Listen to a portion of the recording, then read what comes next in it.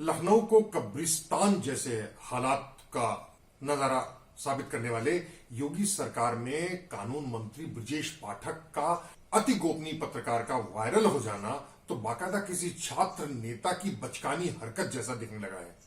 इतना ही नहीं, दैनिक जागरण जैसे अखबार ने भी इस मसले पर जो खबर लिखी है वो पत्रकार की नहीं बल्कि किसी भाड़ या दलाल की शैली में परोसा गया है।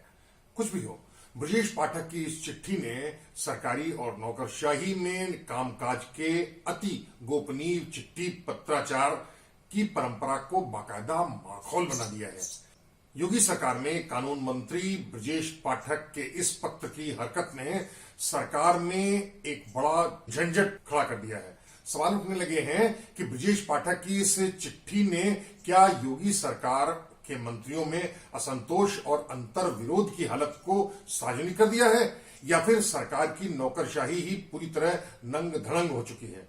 लेकिन शक की सुई तो सबसे पहले कानून मंत्री ब्रजेश पाठक पर ही टिक गई है। वैसे कहा जाने लगा है कि अपने इस अति गोपनीय पत्र को खुद ब्रजेश पाठक ने ही वायरल कर सरकार को संकट में घसीट दिया है। तो सबसे पहले यह देख लिया गया है कि पत्रकारों ने इस चिट्ठी को किस तरीके से पेश किया। सभी अखबारों ने कानून मंत्री ब्रजेश पाठक के इस पत्र को प्रमुखता के साथ छापा है, लेकिन किसी भी अखबार के किसी भी पत्रकार ने इस चिट्ठी पर ब्रजेश पाठक से बात करके ब्रजेश पाठक का पक्ष जानने की कोशिश नहीं की है। इतना ही नहीं, अचरज की बात तो यह भी है कि पत्रकारों ने स्वास्थ्य और चिकित्सा विभाग के अपर मुख्य सचिव और प्रमुख सचिव चिकित्सा शिक्षा से भी बातचीत करने की कोई जरूरत ही नहीं समझी। जाहिर है कि इन सभी की खबरें निहायत एकांगी हो गई।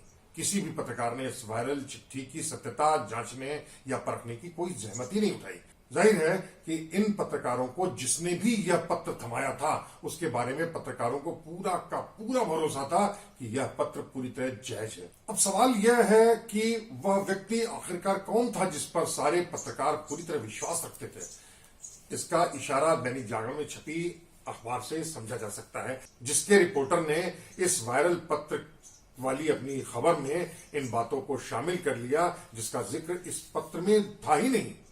जागरण के रिपोर्टर ने अपनी खबर में ब्रजेश पाठक के जिस पत्र का हवाला दिया है उस बारे में खबर लिखी है दैनिक जागरण ने कि मैंने लखनऊ के सीएमओ से अनुरोध किया, फिर भी एम्बुलेंस नहीं मिली। समय से इलाज न हो पाने से योगेश प्रवीण जी की मौत हो गई। हम सब उनकी मौत के गुनहगार हैं। अब आप गौर कीजिए ना कि हम उन सब की मौत के गुनहगार हैं। मगर हैरत की बात है कि दैनिक जागरण के इस रिपोर्टर की खबर में यह वाक्य ब्रजेश पाठक की चिट्ठी में दर्ज ही नहीं है। यानी जिसने भी यह पत्र वायरल किया है उसके साथ पत्रकारों के साथ खासे करीबी रिश्ते रहे होंगे। लेकिन जागरण के रिपोर्टर ने तो ब्रजेश पाठक के पत्र को अतिरिक्त रूप से अतिरंजित कर दिया। जाहिर है कि उस व्यक्ति के साथ दैनिक जागरण के रिपोर्टर के आत्मीय ही नहीं बल्कि समर्पण जैसे रिश्ते रहे होंगे। आप उसे उस व्यक्ति का दलाल भी कह सकते हैं। तो फिर अब आप खुद बुझ लीजिए कि वह व्यक्ति कौन रहा होगा। इस सवाल को हल करने के लिए आपको अति गोपनीय श्रेणी के सरकारी पत्राचार की परंपरा को समझना होगा। ऐसे पत्र लिखने वाला अधिकारी या मंत्री ऐसे पत्र को स्वयं अथवा अपने अत्यंत विश्वसनीय अधिकारी से सील करता है और पाने वाला भी या तो स्वयं अथवा उसका अत्यंत विश्वसनीय अधिकारी के माध्यम से ऐसे लिफाफे को खुलवाता है या खुद पढ़ता है। लेकिन कोई भी शासकीय अधीनस्थ अधिकारी ऐसे पत्रों को पढ़ तो सकता है लेकिन उनको लीक करने का, वायरल करने का साहस कभी भी नहीं कर सकता है। हाँ, यह तो हो सकता है कि ऐसे अधीनस्थ अधिकारी के रिश्ते किसी पत्रकार से रहे हों और ऐसे में उसने उस पत्र को उस पत्रकार के पास लीक कर दिया हो। लेकिन ऐसा अधीनस्थ अधिकारी अपने सर्वोच्च अधिकारी की नजर में खुद को अविश्वसनीय क्यों बनाएगा? क्यों अपने पैरों पर कुल्हाड़ी मारेगा?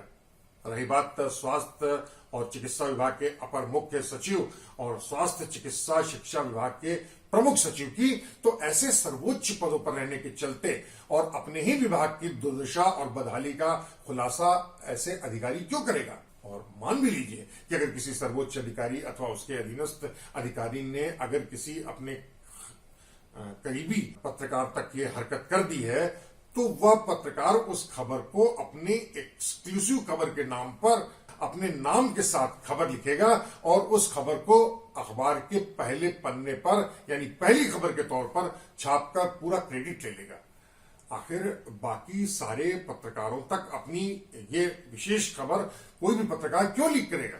कुछ भी हो, योगी सरकार में कानून मंत्री ब्रजेश पाठक के इस पत्र ने योगी नहीं बल्कि भाजपा को भी गहरे संकट में डाल दिया है। तो अब इस मामले के निष्कर्ष पर भी बात कर ली जाए।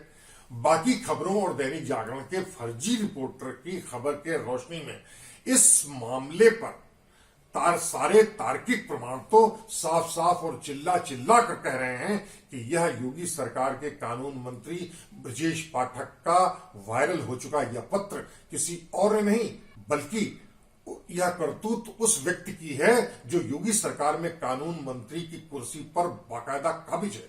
चलिए हम उस व्यक्ति का नाम ऐलानिया बता देते हैं कि योगी सरकार के इस कानून मंत्री का नाम है ब्रजेश पाठक। कोई शक? तो अगली बार फिर किसी दूसरे मसले पर, किसी दूसरे स्थान पर और किसी दूसरे व्यक्तियों पर हम फिर हाजिर होंगे। तब तक दौलती के लिए कुमार सोई को इजाजत दीजिए। आपसे गुजारिश वही है कि अगर आपको हमारा चैनल पसंद है तो उसे YouTube पर सब्सक्राइब कीजिए, घंटी बजाइए, सोशल मीडिया पे ज्यादा से ज्यादा वायरल कीजिए, शेयर कीजिए ताकि लोगों को पता तो चल सके कि दौलती ऐसे लगाई जाती है। नमस्कार।